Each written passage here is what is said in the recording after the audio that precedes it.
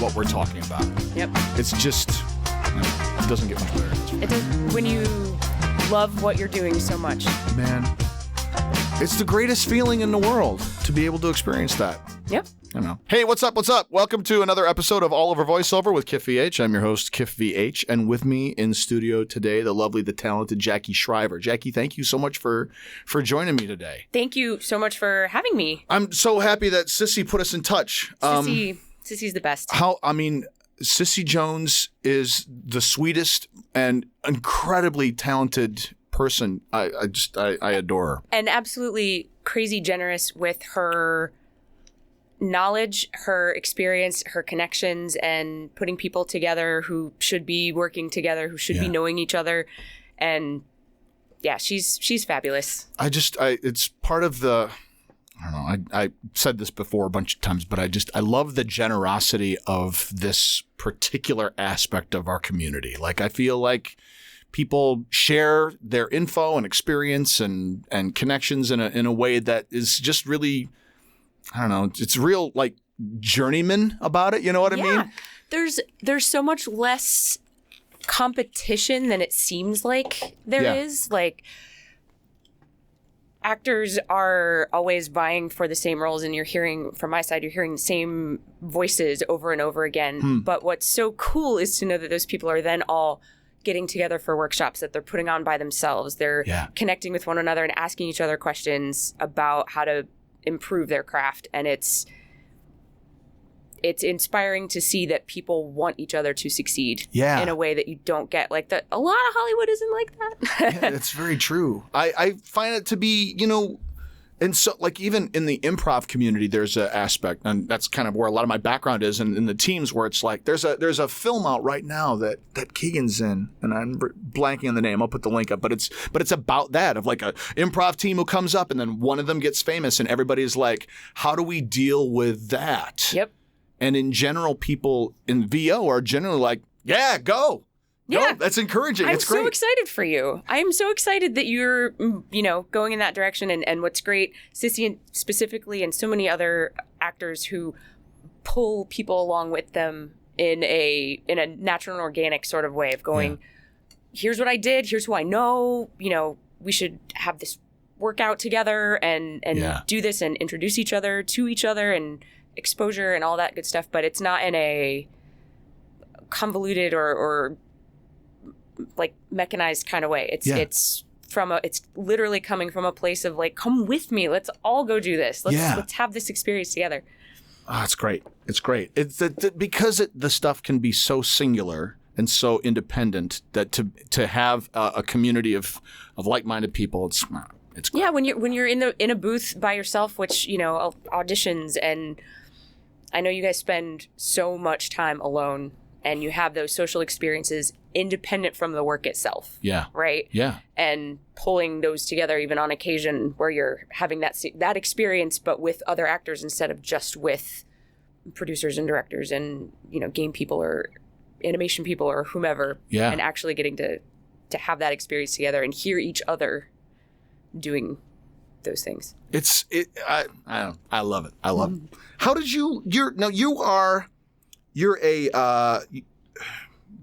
I could sit here and summarize your experience. Tell me. Totally. Yeah. I've had a lot of titles, and none of the titles are quite fitting. There's the service I've performed for my various employers has gone in a lot of different directions, but the short version of the backstory, I went to the University of Cincinnati because I wanted to record bands.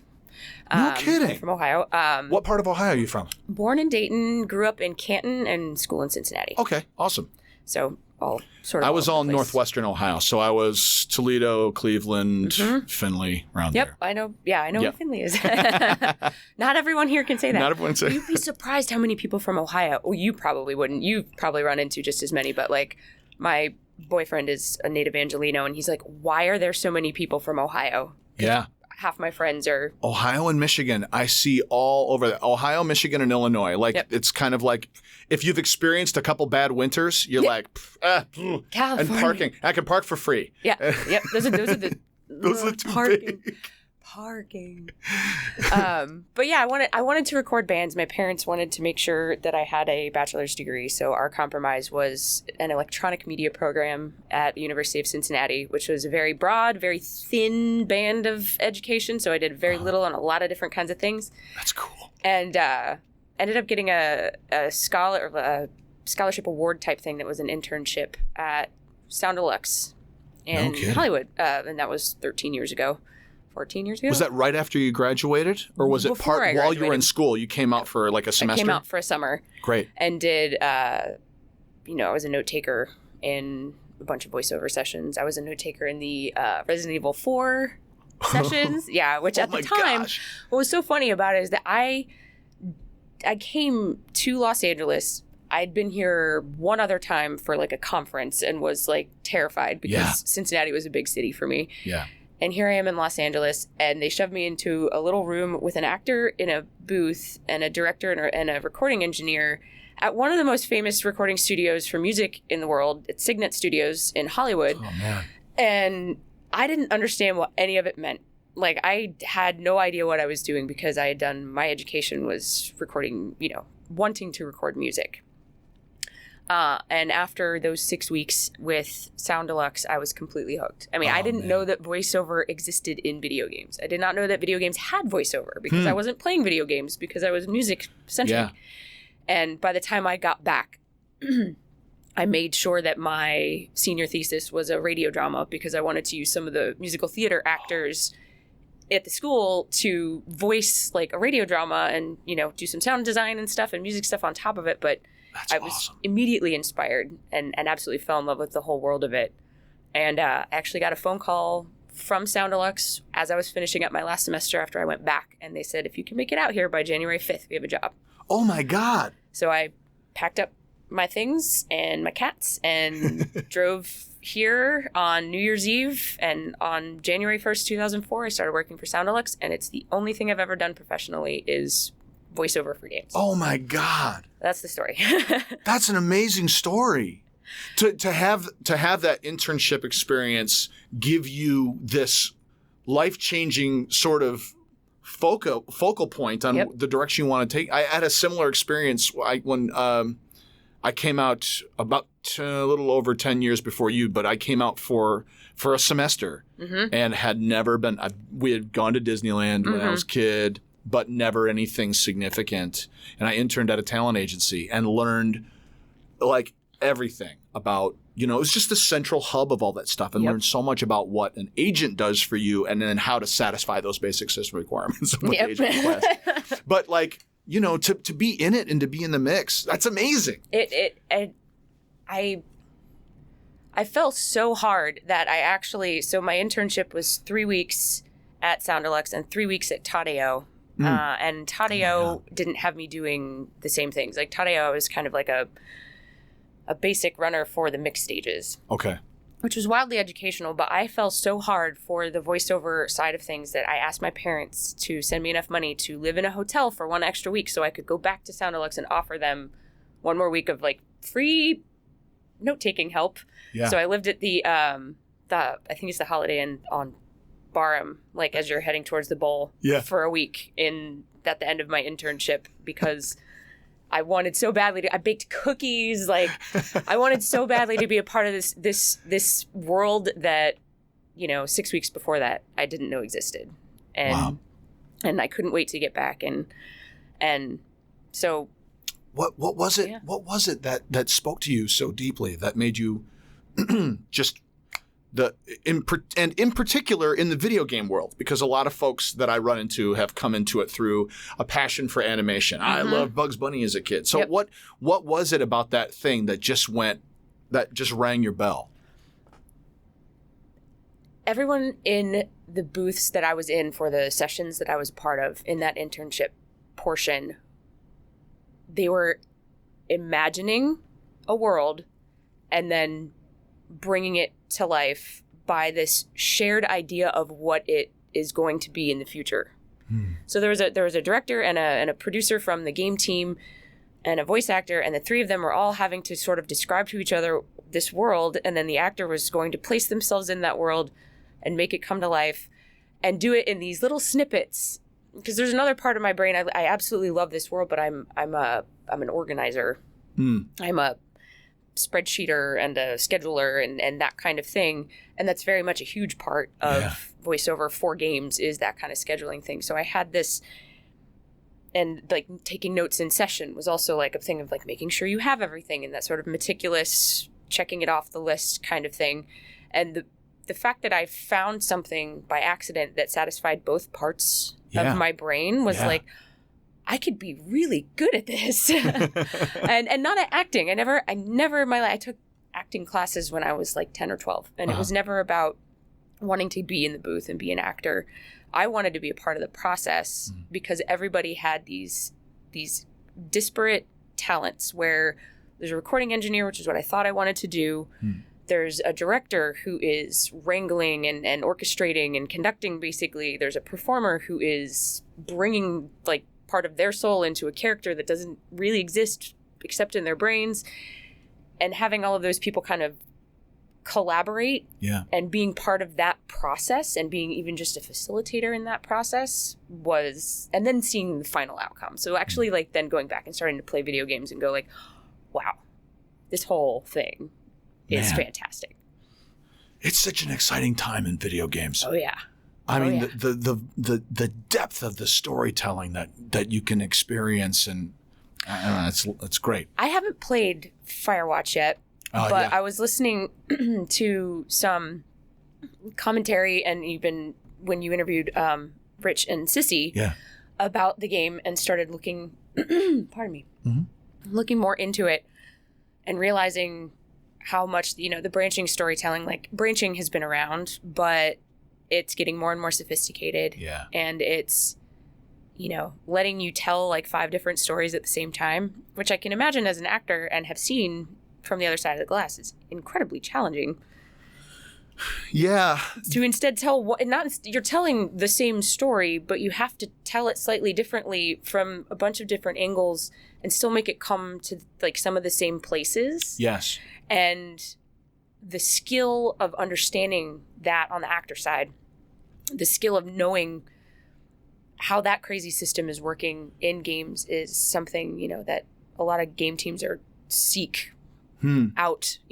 They love actors who have done that kind of thing before so that they don't have to explain why we're doing this crazy thing. You have to have that awareness as an actor and one of the things that really helps with that, I think, is just multiple takes. Truthfully, it's like, look, you're going to go back to one and we're going to play through this experience, but instead of doing it lightly comic, you're going to play it lightly darkish. You know what I mean? But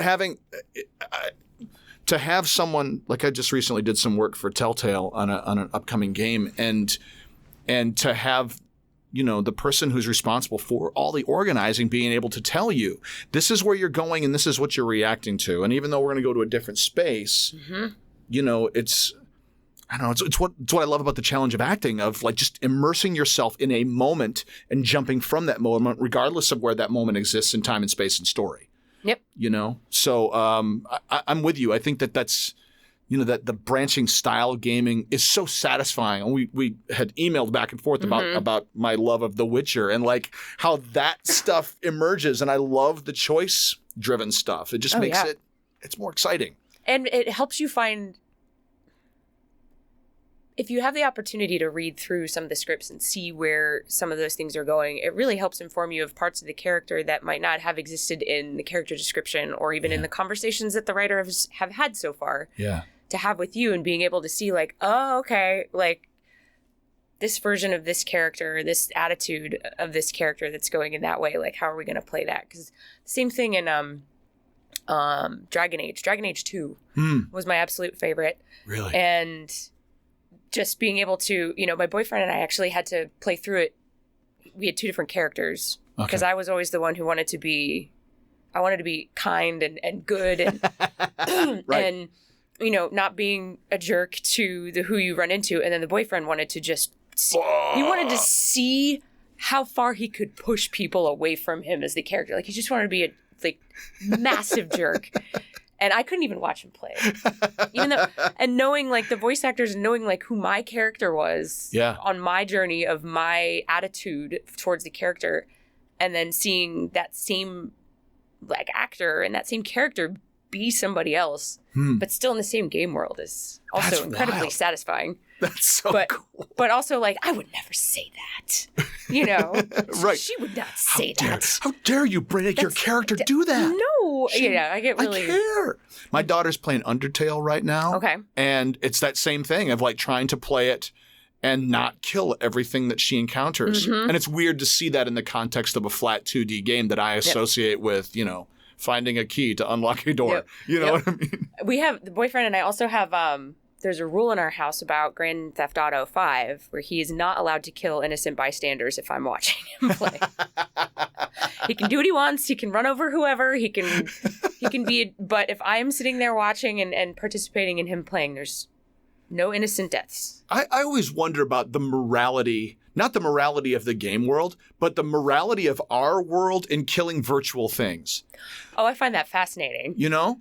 Like, is it really just a digital thing? Or is there actual artificial intelligence and sentience that I'm actually, because of my play in a specific game or the attempt to beat a conquest of some big boss battle, that I'm actually responsible for genocide? For some sort of real death. And I find that moving away slightly from voiceover, but like just this sports being the same way, but not quite the morality and not really the death thing. But like when you are watching sports and you get really into sports and or like football, for example, and you see a really big hit, you feel that same way like you just hit the boss battle. And it's like this genetic level, like warrior rage that comes out in all of these different ways, like in sports games, in video games where you're hacking and slashing, of that like this very base need for violence in some way, like for getting that part of you out. It's not necessarily that you want to commit violence or even see violence,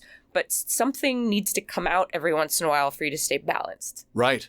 And that, which to bring it back to video games, there are times, you know, when somebody comes into the booth and you do have to, you know, kill them a few times. Yeah. And so many times people come out and are like, oh, I feel so much better. Yeah. Because you got to get it out. You got to have that, like, that experience without really having that experience. Just enough that your body thinks you did.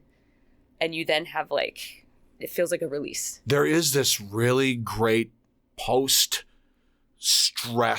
experience of walking out of a booth. And I had a great session maybe a week or two ago that was on its way towards vocal stress, where like I was going to burn out. And the booth director or the voice director, Jamie, said, he's like, I'm going to stop you. I put a bookmark in this because I wanted to share it. And I thought it was, especially because you sit on the other side of the glass from us as we go through this whole thing. And he was like, you know, he's like, you can go for broke here, but then that's not going to help either one of us. He's like, what matters to me is not your volume and not your tone and not how shredded your voice sounds when you die, but your intensity.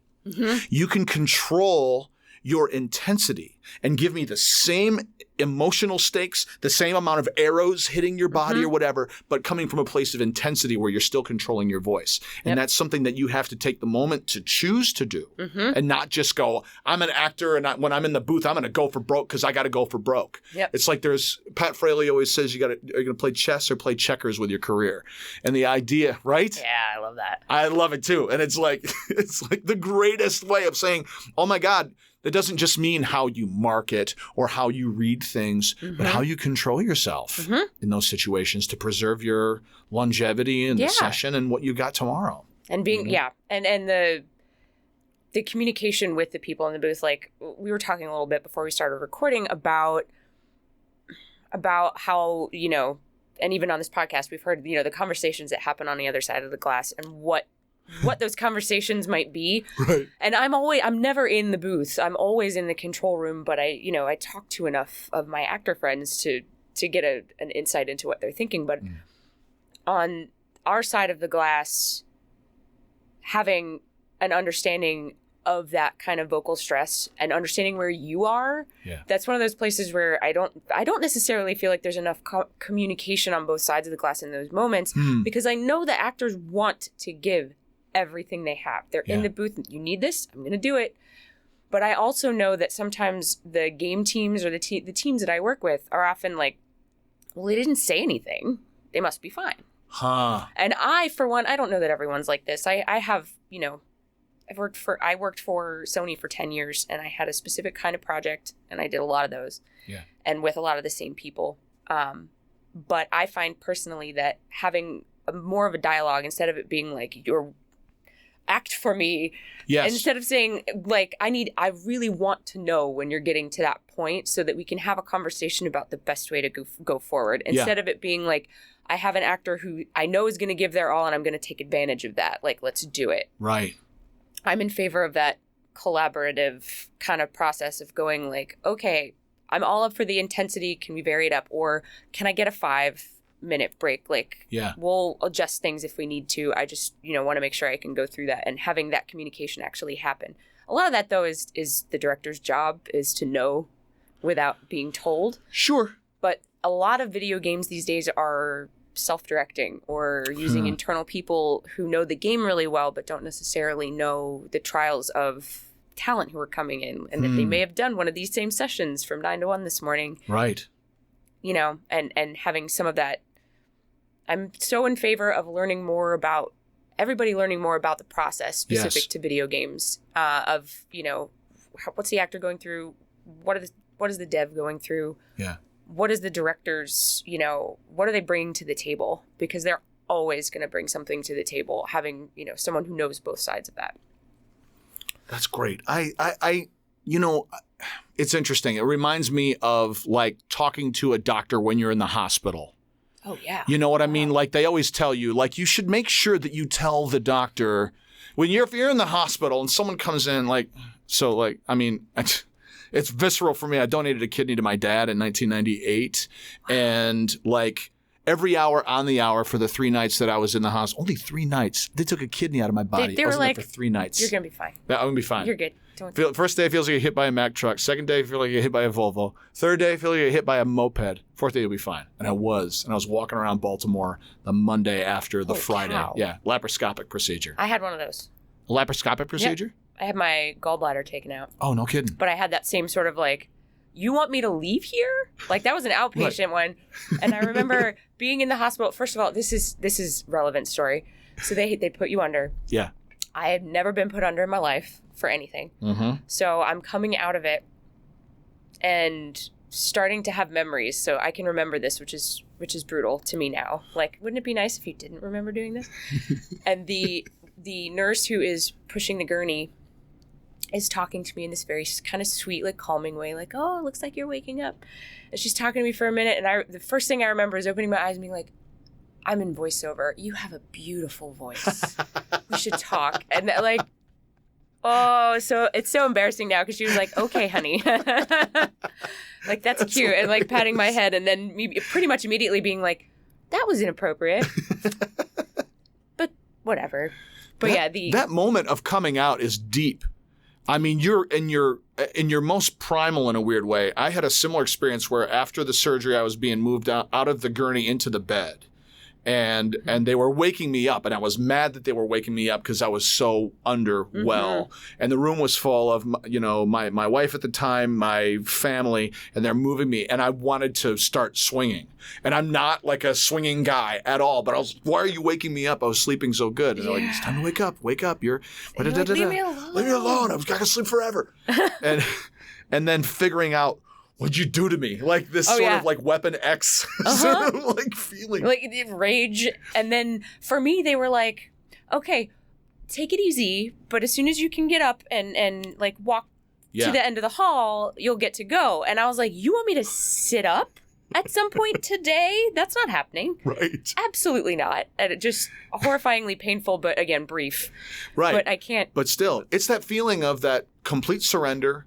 And then the amazing volume of emotional things that happen when you come online. Oh yeah. You know? Like, and it is like reboot. Yeah.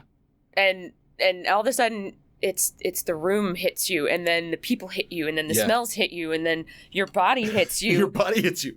Like really hard for a while. Like don't look at that. Don't look at your things. You don't want to see your things. Right. Yeah, it's incredibly emotionally taxing. Yeah. And then physically taxing for a good long time. Yeah, no doubt. But in that, communicating to them and saying, yeah, I'm in pain. What do I do? And they're like, well, put that plunger. You can use the plunger. Oh, I can use the oh, okay. Oh, good. Okay. I asked. And there's things that people whose job it is, or the perceived job is to check and see how you're doing. And that's not necessarily it. That everyone makes certain assumptions when you're in that context, but no one will ask the question because they don't want to seem stupid, or they don't want to seem, I mean, for me, I don't want to seem weak or seem like a guy who can't, handle you can't handle the orc. You can't handle the orc. But it comes back. I was with Sissy and a few other voice actors doing a workout a week ago or something. Yeah. And we were going over audition copy, and they gave me, we had some really old sides from a variety of projects, and we were looking through them. And I'm looking at some of them that didn't come from me, because some of them did from my time at Sony, and looking at them going like, that's all they gave you? This information on this page, you didn't get anything else? And they're like, no. And I was like, I can't speak for anybody else, but for me as a casting person on the other side, like, I don't know what I haven't provided to you, which is a poor way of saying I'm fine with questions, even at the audition stage. This didn't make sense, or this could be two different things. Can you, putting that through your agent, and hopefully the agent, I have great relationships with a lot of the agencies, and I type like the wind, so answering those emails is no problem. Great. But the idea that a lot of the game teams who are putting together some of that audition copy for you, they've been so mired in that game for so long, and those characters, they know them so well that they will forget how to describe them because they know them so well. So it's like how do you describe your mom to someone? Right. Or your best friend or your sister or your brother. And being more cognizant of that on my side of putting together sides and preparing scripts for sessions and things like that, making sure that the information is actually available so that, ask questions, but making sure that you have the information, you have thought about the information and you give it up, which, to go back to the medical thing, if you go in and you're like, I've been having back pain, like having the log of like when you had the back pain, like I bring that up because my gallbladder I thought was a pinched nerve. Yeah. Until I went to the emergency room and she asked me, she's like, did you eat anything fatty today? And I was like, yeah, but like, that's an odd question. I have a pinched nerve. Like, right. We're getting an ultrasound. I'm pretty sure we need to get that gallbladder out. Like, it was that one question and that one piece of information.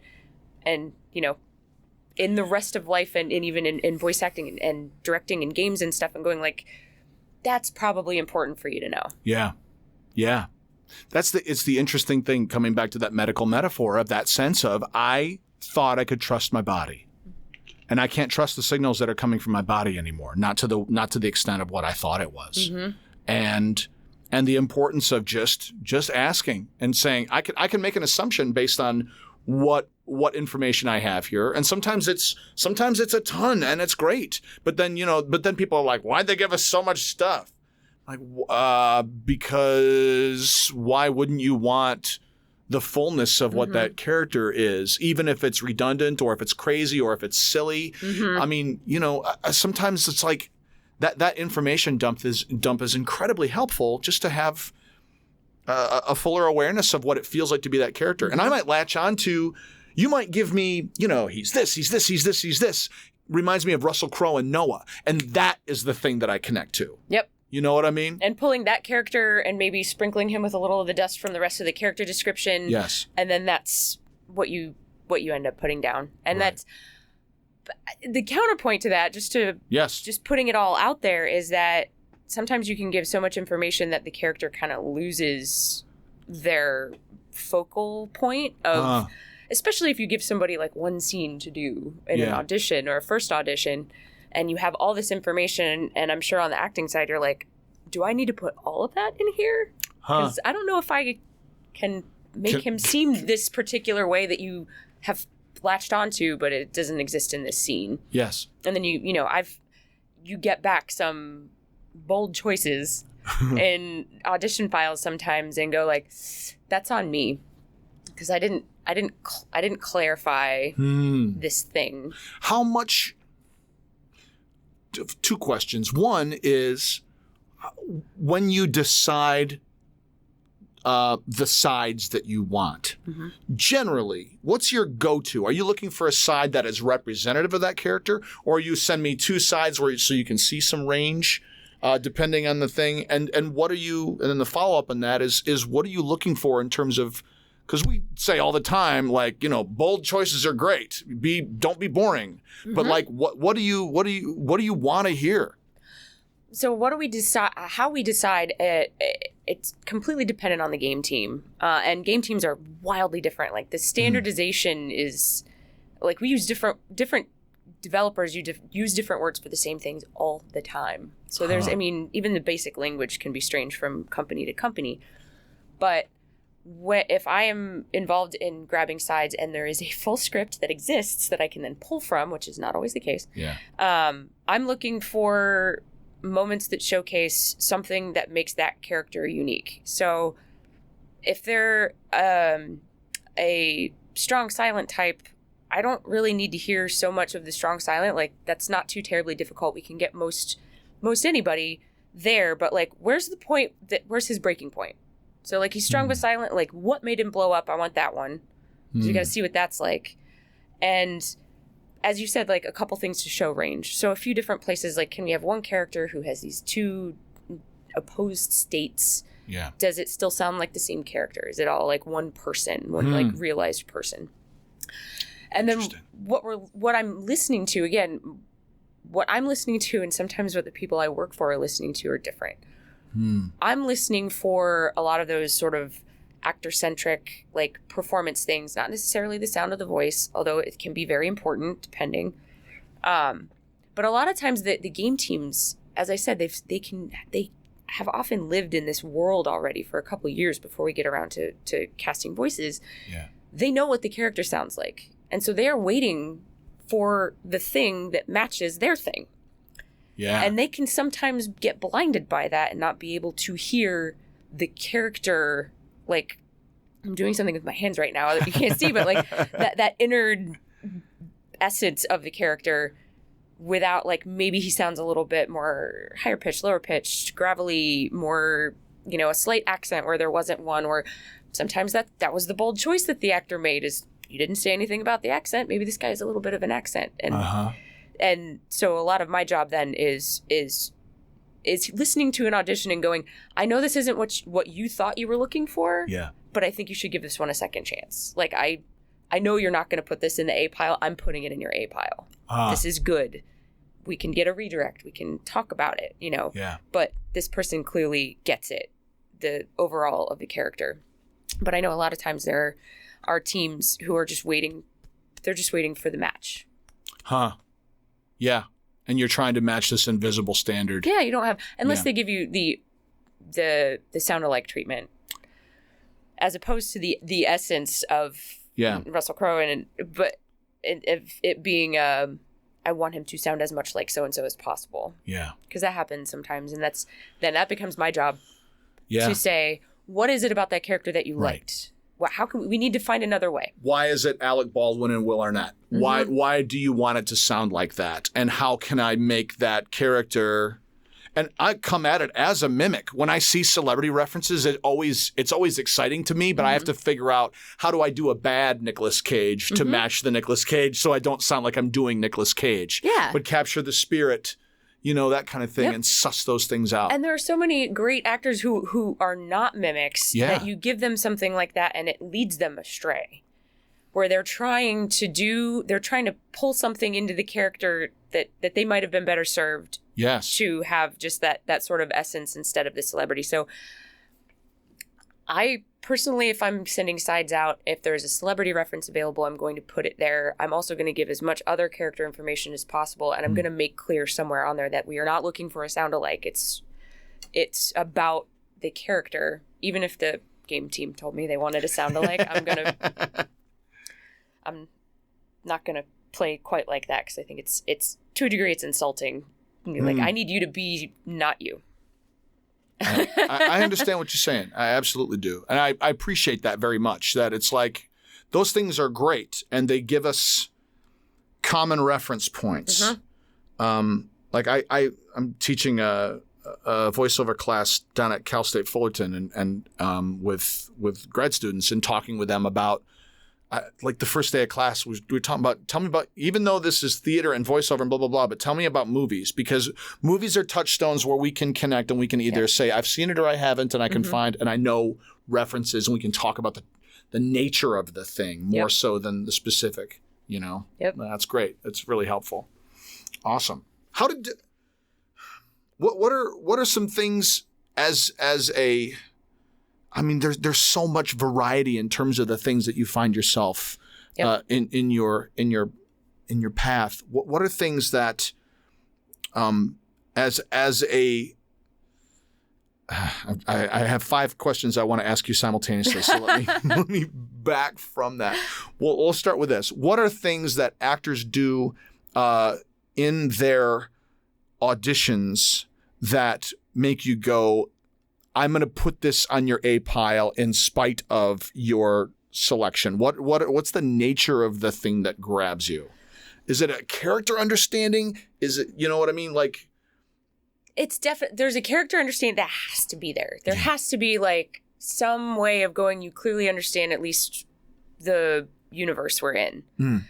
The audition itself will often be, it'll be something small. Like there's sometimes the size are not, you know, the finished product in terms of, you know, the writing's been polished and all of this stuff, but being able to take the words and make them seem as though they came out of someone's mouth without being read, which sounds very basic, but I know auditions, you guys are doing so many in a day, and you get this little piece of information and you've got to get it through, you know, you don't get to sit there and mull it over for an hour to figure out, how's the best way to go about this? Like, I know that we don't give you enough time anyway because we need it tomorrow.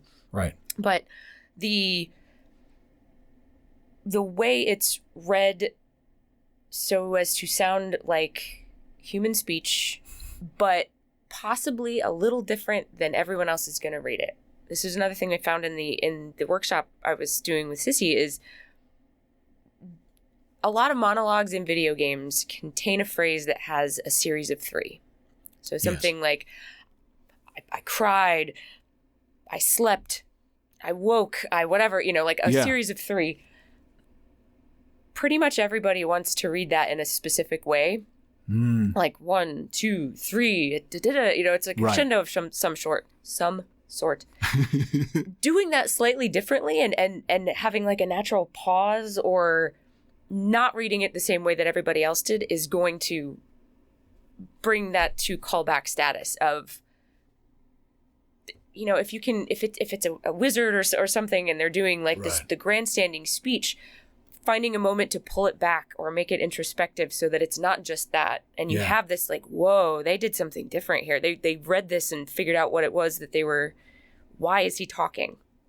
Why is he speaking out loud at all?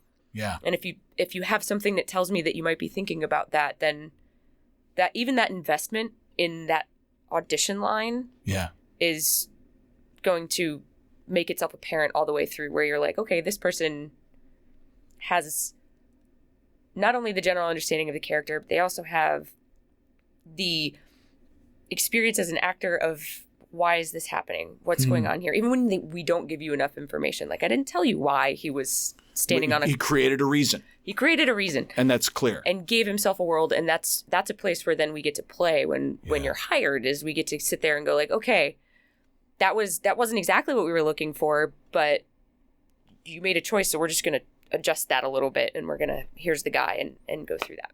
Oh, that's great. That's very, very helpful. We were talking earlier about the importance of collaboration with and understanding of the experience and level and responsibilities of everybody throughout the process. You know, how, I mean, I think this is something that it's incumbent upon actors to figure out how, but what are some ways that you know that would help people learn what the experience for a game dev is so that they can have a better understanding of what that process is like for everybody that's involved, so that we're all on the same team coming at it from our, like Voltron. Like, I know that I'm the right hand, but I want to know the challenges of the left foot. You know what I mean? Exactly. I think the first several years that I was doing this, there was a natural separation, because the game teams, if you're on one game team, you are doing your job and you are doing the voice acting part of it once every 2 or 3 years. So you are not exposed to the actors. And just for purpose of reference and definition, like who makes up the game team? Artists, writers? Oh yeah, okay. So a development team can be very, very tiny, or it can be 200 people, depending on the game.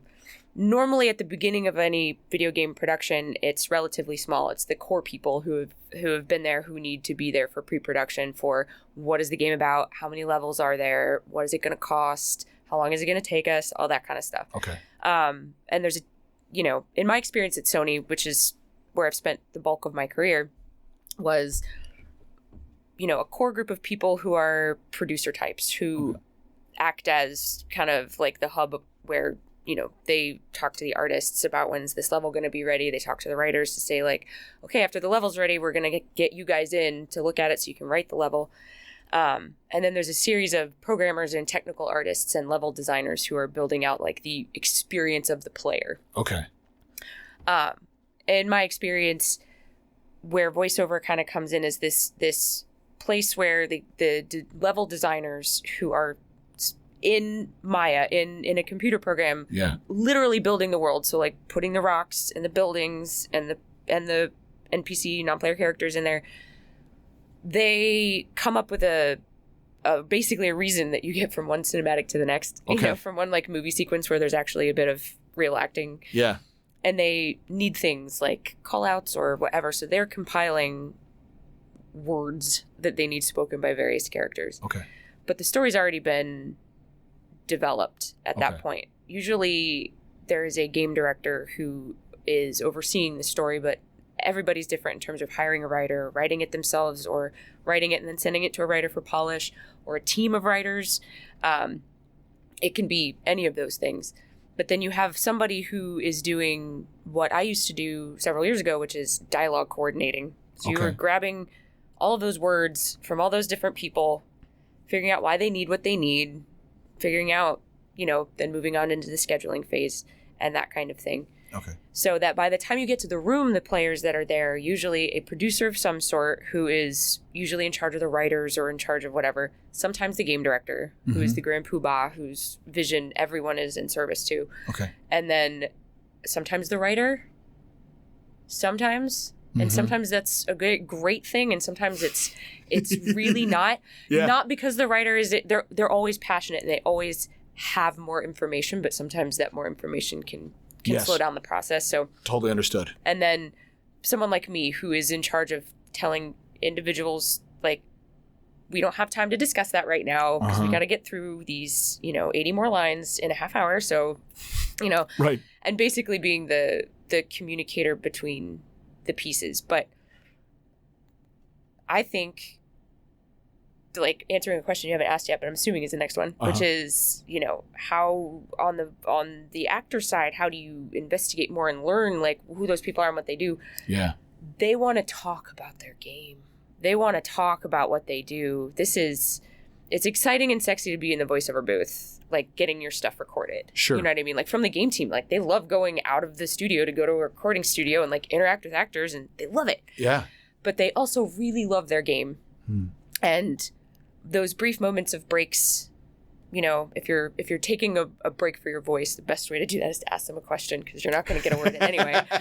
And say, like, tell me about this level or that kind of stuff. In 5 minutes, can you tell me like what you do for the game? Like, and if it's a producer, they'll be talking about schedules and budgets. And if it's a writer, they might be like, well, I don't have that much to do with the game. I'm just kind of taking care of the story. The game director might talk your ear off about their movie references or like the thing that made them want to write this game and that kind of thing. Yeah. And all of those kind of experiences will come back together. But that, and even again asking questions through your agent, or if you have like nothing to do on a Tuesday afternoon and you are a part of a game that you're going to be back for a couple times, volunteering your, a small portion of your time if you don't have anything else going on, being like, would it be okay for me to stop by the studio? I just want to know a little bit more about the game. If it happens to be LA local, I know that's not everyone's experience. Not everybody, but I mean, still, just to know that is an option. And honestly, it's something I've never even thought about or entertained or even dreamed of. Like that opportunity. I remember Deborah Wilson talking about being able to go to Blizzard and see some of these characters, and it's like, how did you get in there? You know what I mean? It's like, oh, well, I asked. That's just it, because I know the flip to that is the NDAs, the confidentiality, the insanity that is video game press, and how they and how secretive everything is, and that becomes complicated. If you're invested and the team is invested in you because your understanding of this game is going to be more, they're going to be thrilled to have you to show off the game, to give you a better idea. And if it's not local, like a Skype conversation, like, would you mind if like next Tuesday from 2:15 to 2:30, I just got a better idea of like who the players are? And I know not everybody has the time to do that. And hopefully, you've got auditions and work, to do. But I have spent the 13 years that I've been doing this. I learn the most when I ask actors about their experience in the booth, or teaching workshops where I'm going like, what are you seeing? What are you experiencing? Maybe I have some piece of that as an answer that I didn't even know I had. Yeah. Because I didn't know the question was there. Right. Because I don't do what you do. Sure. And we don't ask those questions until we're in the context where we're having a conversation like this, or in the context of a workshop where it's like, what is it like for you? Yeah. You're like, oh, it's just this. And the problem with answering those questions in the booth is that time is money. Yes. And the budgets are, in my experience at Sony and with other sides of it, like every minute counts, and you don't want to spend that time unless you kind of have it on accident because you blew through the material and you're great. Right. But any actor who shows interest in the project, the people in that room are going to remember you for the rest of their lives as someone who cares about the art that they're making. And it isn't just sort of a like in and out. Because it's easy for us to do that with actors, too. Like, we have 400 NPC characters who are all saying variations of, like, who's that? What's that? I hear something. Did you hear something? And giving someone a clue, like, just tell me, give me the elevator pitch for the game. Like, I know it was on the sides, but, like, what are you excited about with this game as you're walking out the door or something like that? That the idea that we're making something together resonates on both sides. Absolutely. And it's not, and I also think that a lot of the game team, the folks that are on the other side of the glass, are wildly interested and confused about what you guys do and how you do it, and like what the process is, and even what it's like to have an agent and how that communication goes. Like, they know nothing. Not everyone in the room knows nothing. Like, usually one or two people do. The directors know, and like I know, but a lot of people don't. And just kind of bridging that gap of there could be an aha moment where they're like, oh my God, we never did tell them that there's an evil twin. And that's who, like, oh man, that would have been important. Like, can we email the rest of the cast and make sure they know that? Absolutely. Oh man, that's great. That's really great. And it makes total sense. It makes total sense that that's the nature of everybody who's working to make this thing happen. And, it's kind of like, I mean, I'm remembering from my film production experience of like, well, I'm in my trailer and I'm working to do my lines. And when I go into set, I really don't want to stop the production. But I don't know what these guys who've been in every day and shooting all the people and doing all the stuff, what their journey is. Because I'm an actor and I look in the mirror, you know what I mean? Instead of looking through windows, you know what I mean? And there's a time and a place for it, always. Yes. But I think I have become better at my job because of some of the conversations, even over, lunches and walks through the lobby or stops at security, to go, like, where are you off to next? And having someone go like, well, I have 40 minutes to get to Burbank from Playa. And that stress then, and then, even just that tiny piece of information, like, oh my God, you guys are driving all over town every day. Every day. And that sucks in this town. It can. It can. But I'll counter that with, but what I get to do when on the other end of it, I get to go to Warner Brothers and go walk onto an ADR stage and see a director that I've always wanted to work with, or see footage from something that's not coming out for a year and a half. Yeah. Or I get to breathe like Sylvester Stallone. That's my job today. So that part of it, it's funny because that part of it, as a nerd and as someone who grew up with stars in my eyes, I don't mean that like one day I want to be in pictures, but in the way of like, this stuff inspires me and I want to be in the mix. I want to be a part of it. And that same feeling. Yep. And that we all share that here. And that how you find where you fit into this particular business and how that changes in different parts of your life. Yep. It's thrilling and it's fun to be part of it. And I think it's easy to forget when you're focused on for actors anyway, for focusing on your IMDb page or your behind the voice actor credit, your Wikipedia page or whatever panel that you might get to do at some thing, that you lose sight of that you're one piece of 500 other people who made this thing a reality. Yep. But you're taking it as your personal credit, even though you were Villager 4. You know what I mean? Who died in a spectacular way. And we're all right. very excited. We're all waiting for Villager 4 to die because we knew that one was going to be good. And how many different ways can Villager 4 die? Oh, man. Is it burning acid death? Well, I'm sure you've worked with Chris Zimmerman like 100 times or no? I don't know that I've worked with Chris. Holy cow. How is that possible? I don't know. Chris has a great one. I hope that she gets to listen to this because she'll understand that I did give her credit. But she introduced me to the word abassinate. What's are you familiar with this? I'm not. To abassinate is to poke out one's eye with a burning spear. It is a medieval form of torture, but and she said that, and I was like, okay, like she just wants the sound of like, wow, that hurt a lot, face pain. Right. But I looked it up, and it's a thing. It's a for real thing. Like that was a specific form of torture that like you got prescribed. That's the weirdest thing to me. Is that they were like, this is the specific thing I want to have happen to this person. You're either going to be eviscerated, hung, or abasinated. Well, you know what? The nature of your crime is it's abassinate worthy. Is it abassinate worthy? Thank God we're only being abasinated. It could be much worse. And then I used to teach, or I still do teach some voiceover classes in Sausalito, which is actually where I met Sissy. Was at Voice Tracks West. Voice Tracks West? It's not Voice Tracks West here. It's Voice Tracks in Sausalito. It's unaffiliated. Okay.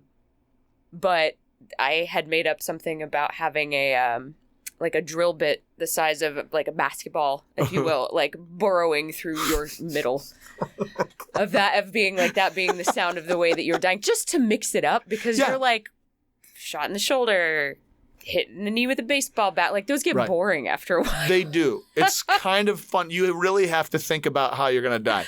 The top of your head is going to be cut off with a samurai sword like the way Oren Ishii gets it in Kill Bill 1. In Kill Bill 1. Exactly. Like, what does that sound like? That doesn't sound like much of anything vocally. There's not a whole lot there vocally. It's just sort of, I think. Which is how, in one of the first games that I worked on for Sony was SOCOM 2. Yeah. So there's a lot of shooting deaths in that particular game. And you do the headshot and like, it would be half and half of people who would give like a guttural or like a throaty noise, and the people who just basically go, huh, just a little. Yeah. Because there's, just snipping the wires, if you will. Yeah. Fun things. It's interesting. I learned so much doing, I mentioned the Stallone breathing. I did one of my first jobs in town was an ADR job on this movie, Bullet to the Head. Stallone's picture. It's a great movie. It's a comic book film, actually. No kidding. But I voice doubled Stallone. I did all of his exertions for the picture. Oh, man. And like Jason Momoa's in it and Christian Slater, and it was a blast to do. But the ADR director, I learned so much that day. Where, because I could sound like Stallone. I'll get up, where he's throwing punches and stuff. But you're only throwing the weight of your arm. Yep. And that idea of when you're hit, it's an impact versus the wind up, so that the breath is at the front and the back. But then it was a bit where he was like, you're throwing a man. So I was, I'd take my shoes off so it wouldn't make a ton of noise. Mm-hmm. And we're standing there in the at the ADR stage 2 at Warner Brothers wrestling. Yeah. So I could get a sense of how much effort it takes to move a human being. And that whoever that ADR director was, I would pay them to have like a large workshop for a lot of people. It seems like such a small thing, but getting exertions right specific to game jobs, like we have it on the sides now. I need you to die in these 3 ways on your self-taped audition, because if you can't do those, that is a problem for us. Not all games, because not all games have death. Not all games have death, but most. But most of the ones that I personally worked on, you know, at Sony, some of the bigger kind of AAA games, there was a lot of at least getting hit or throwing something or what have you. And those exertions became being able to get people there and having, like Chris, who taught me most of what I know, Zimmerman being, you know, standing up and kind of getting a little fed up with the actors who were going, ugh, when they were getting hit. And she would mime, like, beating the crap out of them with her hand. Like, she's standing up in the control room and, like, just giving so much and getting totally, like, sweaty and wrecked just to pull out the reality into the actor of that situation. Yeah. Because that's so much of video game VO, you know, when I first started doing this 15 years ago, was a lot of stand or walk and talk. Like, you stop the action, you have a meaningful moment, and then the player gets control again and off you go to kill things. Right. But you know, as things have moved a little bit more towards like movement during this stuff, you know, the actors who are comfortable standing and delivering and having that kind of, you know, intimate like moment connection as much as you can with the director who's not the other character. Right. Versus the sort of the reality of it. Yeah. The reality of like wrestling around. What does that sound like? Like, there's what you think it sounds like because you're a voice actor, so you're using your voice to act. Yeah. Versus what is actually happening and what would that sound like? Yeah. Because those are 2 different things sometimes when you get in the booth, which is why a lot of teams are even deciding, if they have performance capture and they do motion capture, of even recording in-game lines that they're not capturing any body data for on the mocap stage, so that they get that sense of activity, movement, reality, even space, like just speaking as though you're in a large place. Yeah. Without having to remind someone that they're not in a closed little room. This is a call out. You're 20 meters away. There's a guy on that thing. So see in the actually recording in the volume instead of going to a studio. Wow. And that's, you know, that's not very cost effective, but when you can do it, you know, we're experimenting in that way because we're growing in, we being the games industry, growing into that sense of reality and putting things, paying a little bit more attention to some of those details. Oh, that's great. Fantastic. God. Yeah. Sister was right. Have you done any mocap? I did. PCAP? I did. Are you allowed to talk about it? Or I am. It was a long time ago. Okay. It was my first video game. And I booked it out of Detroit. No joke. Yeah, it was Rockstar Games Midnight Club 3 Dub Edition, and there was a Detroit boss, and there was an Atlanta boss, and there was a San Diego boss. And I booked the Detroit guy. I was in Detroit. And I play like this. So, and it was just the cinematic. There was nothing in game. It's a racing game, so there wasn't a whole lot. But it was, so I got that experience. But I was one of the only guys in my community that had done it. And then to see, you know, to play the game and to see my movement with a different texture map, you know, made my wife, Sherry, was like, what? I can't. She's like, I can't look at this. It's too weird to look at because it is still you, because I know how you walk. Exactly. And that's weird. And that's weird to see that. And I loved it. I had the most fun doing that session. I mean, we did maybe 3 or 4 sessions. I flew to New York, did a couple days there, and then came back again for another series of just the VO stuff where we did facial capture, but like, you know, it was facial capture. It was a video camera, but reference. But I think that was the first time I really got a sense of the volume of not only the size of the team and the wonderful, Noel Sadler at the time and Carrie Shaw and Naveed Kandasari is my director, who just released a fantastic mini game about the Iranian Revolution. I ran into him at E3, which was really cool. It was just cool to see him. Like, and oh my God, man, what's going on? I've seen you forever. And they're these wonderful people who really, you know, were just coordinated that process, but then the people at Rockstar who were like, yeah, this game is associated with dubs, so we have to get the accurate pieces. So when you build your vehicle with X and so muffler, that's what that car would sound like with X and so muffler and this spinning rim and how that would look and this paint color. Oh yeah. That the accuracy of that and the level of importance, and that's somebody's freak. That they're like, I love that. Yeah. I love that level of of detail management. The fun thing, I forget exactly how he'd go, but looking this up online, but I once saw like an illustration of the improvement of, just as for example, faces in video games over time, just in terms of the polygons, right? So just the very technical like processing power of whatever machine you're playing on. Yeah. And from, image 1 to image 2 is a huge leap in improvement. Image 2 to image 3 is really noticeable. 3 to 4, suddenly you're like, wow, that looks really lifelike. 4 to 5, you're like, what changed exactly? Like, it's twice as many polygons, but the improvement, the perceived improvement is so small. Yeah. That leads then to the ability to be highly specific on some of the other parts of accuracy and foliage. It's less about, wow, those characters look lifelike.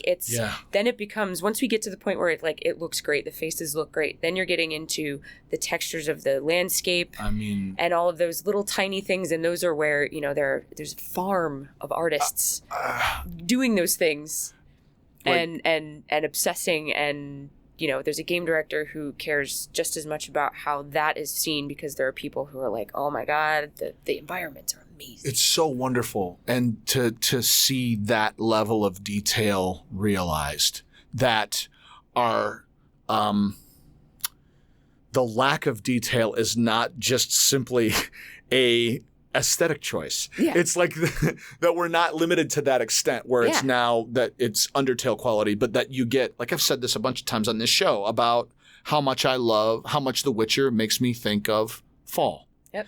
But because of the sound of the grass blowing in the wind. Which often is a bit gale force for me, as we're playing that. It's sort of like, dang, it is windy. I remember it was like, for me, it was like he was just on his horse. He was on Roach riding through the countryside. And it was, 5 at night. And not quite sunset, and there's no water downers bothering me, and I'm just on a hill, and there's a breeze and the clouds, and I got emotional, and I couldn't believe it felt that real. And there are places where it's haunted and crazy, and then I bit off more than I could chew in a fight, but I felt that way about Rockstar's Red Dead Revolution as well. That game, the games where you're on horseback, basically, but it's the city street of Rockstar Games and Grand Theft Auto, but now you're in the open countryside, and I have way more experience with what that is than I do Miami in the 80s. You know what I mean? Which is, it's charming to go like, whoa, this is what it was like, but the exploring the landscape in the countryside and the ability, and we had that in when we were playing Dragon Age 2 of Dragon Age as well. Yes. As just like, it's not just the open world nature of it. It's that the world feels so big. Like the world feels big in Grand Theft Auto 2, Grand Theft Auto as well. Yeah. Not 2, because that was a really long time ago. I think as people in video games, we just have to stop using the word 2 in general, because everyone thinks you're talking about the sequel. Always a sequel.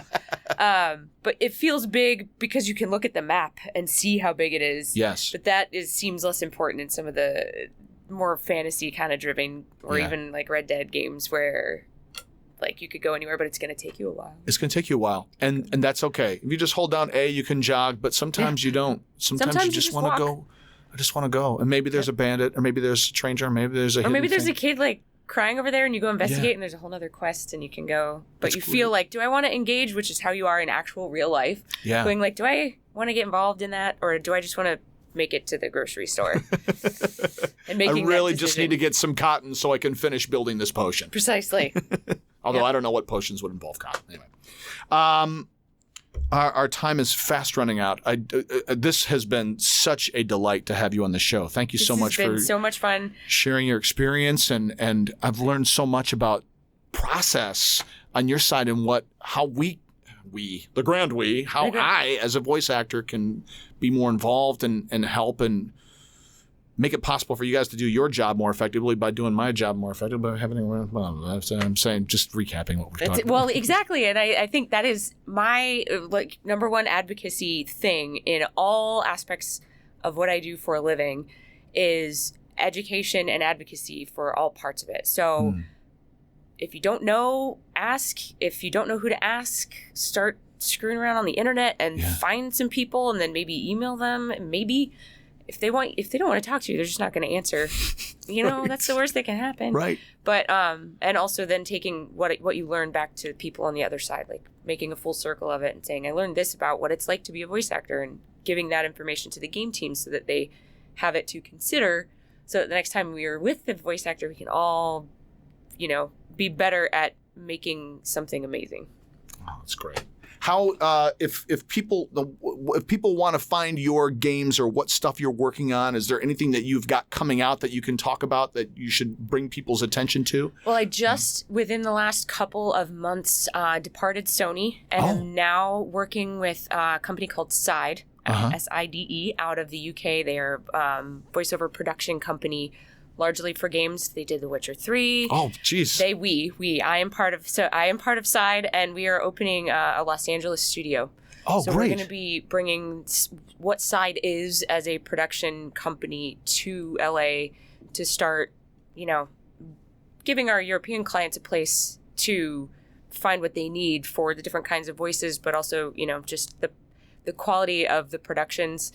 So you'll be able to find me with side.com to look up the company. And then my IMDb profile is crazy out of date, and games aren't always good about the rest of the crew getting in. So that's true. But yeah, you can find me through Side. Awesome. And usually through your agent, because I know most of the voice agents in town. I know Pat and Kathy really well. Awesome. So yeah, I'm sure. Awesome. Easy to find. Awesome. Are you on Twitter and Instagram and that jazz too, or not so much? I'm on Twitter at Jacquie Shriver. Awesome. Spelled crazy, which will be on the website, I'm sure. That's right. Spelled it will be. Wacky, which I'm sure you're unfamiliar with that. I don't understand how people can possibly misunderstand how you put your name together. Oh my God. Yeah. It's a constant struggle. It's getting easier. For some reason, it's way easier now than it has ever been. I think people are getting more accustomed to That's good. And like the internet, you can look up and you can sort of see like, okay, this is how it is on his website. That's probably how it should be.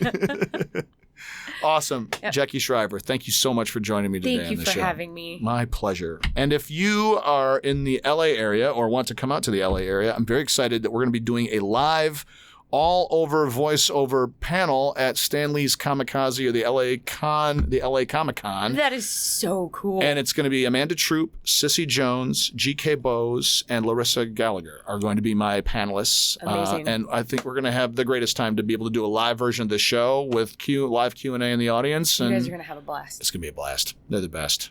Yay. So check us out, and you can follow the show on Twitter at All Over VO, and I don't know, that's all for now. Thank you so much. Peace out. Take care of yourselves. All right. Goodbye. Bye.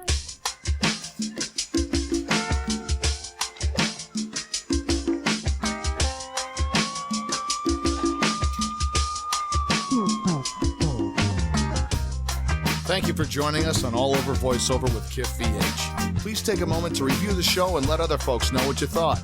And if you dug it, please subscribe.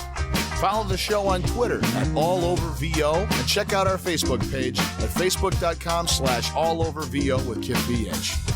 That's it for this time. You get what you get, and don't get upset. Claim victory and depart the field.